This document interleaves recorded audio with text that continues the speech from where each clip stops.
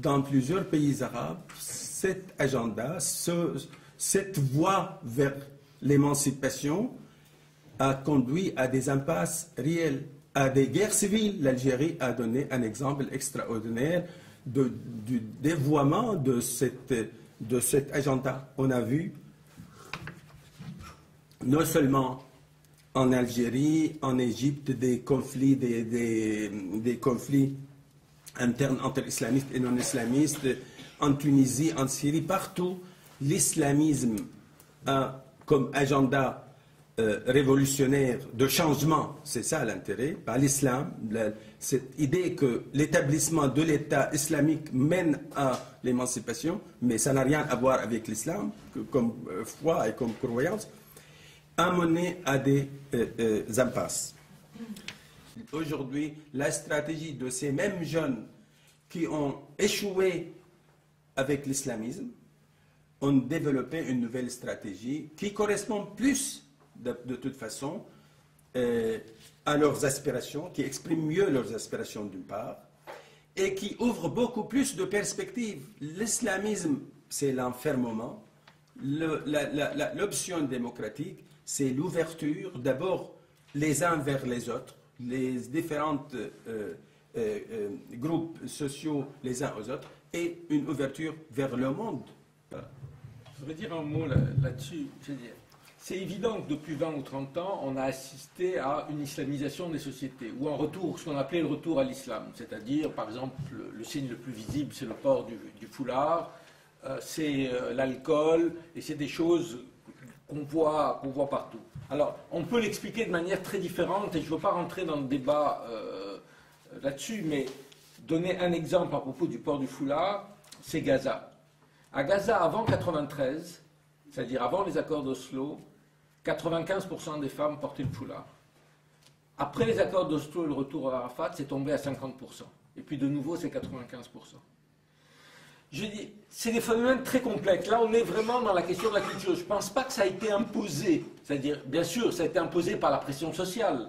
Il y a une pression sociale contre l'alcool, les gens vont plus à la mosquée, il y a beaucoup plus de gens qui font le pèlerinage. Les gens qui font le pèlerinage sont de plus en plus des étudiants, des gens formés, etc. Ça, c'est une réalité. Il y a des intellectuels qui passent en France. Le fait de s'appeler Mohammed ou Fatma, etc., et de dire tout le mal qu'ils pensent de l'islam, de l'islamisme, etc., c'est une garantie de passer sans arrêt sur les radios et la télévision. Et c'est une manière de dire, mais vous voyez, c'est eux qui le disent, c'est pas nous. Mais ces intellectuels jouent, comme Bouhan l'a dit, dans ces sociétés aussi un rôle.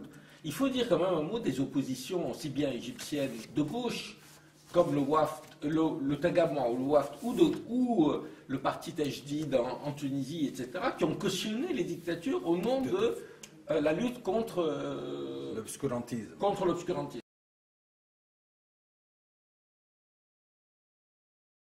Je crois que ce qui est intéressant dans les révolutions arabes, c'est qu'elles ont trouvé l'ennemi. L'ennemi, ce n'est pas l'Occident, ce n'est pas le chrétien, ce n'est pas le juif, ce n'est pas le voisin.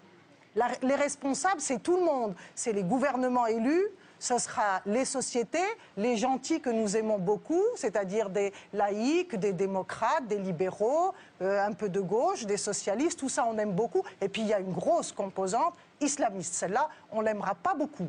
On n'aimera pas son discours, mais elle sera elle aussi responsable. La différence entre Al-Qaïda et tout ça, c'est vu théoriquement de votre bureau. Laissez-la terminer. Allez sur le terrain, ça cher sent monsieur, le pas vécu, je vis tout ça. dans la région. Mais non, laissez-la terminer. Alors vous n'y avez rien appris. Vous avez fait un tour en Tunisie. Non, mais d'autres pays aussi, mais vous n'y avez rien appris alors. Rien du tout. Vous n'avez rien appris. Vous croyez vraiment que c'est ça? Alors, c'est ça, voilà. Vous croyez que ça va se passer comme ça? Alors comment pensez-vous que ça va se passer? Très mal. Ce sont Très des mal, sociétés parce que les peuples qui se sont soulevés, ils sont dans un désarroi parce qu'ils ne veulent pas de démocratie. Ils ne veulent pas de démocratie à l'occidentale. Mais cher monsieur, j'en fais partie, nous luttons pour la démocratie. À l'occidentale. Nous la voulons absolument à l'occidentale. Pareil, avec la Star Academy, les McDonald's, la parité, la laïcité, les femmes non voilées, c'est ça que vous voulez? Non, nous c'est ça pour vous la démocratie? les feuilletons turcs. Nous adorons les feuilletons turcs. Et c'est ça qu'il faut voir, c'est que c'est ça qui est merveilleux, c'est que chez ces peuples en soulèvement, c'est qu'ils aspirent à autre chose que cette démocratie à l'occidentale, que déjà des investisseurs et des pourris occidentaux sont déjà en train de leur foutre dans la tête. Et c'est ça qu'il faut voir. Et que l'abattement de leur dictateur n'a rien changé.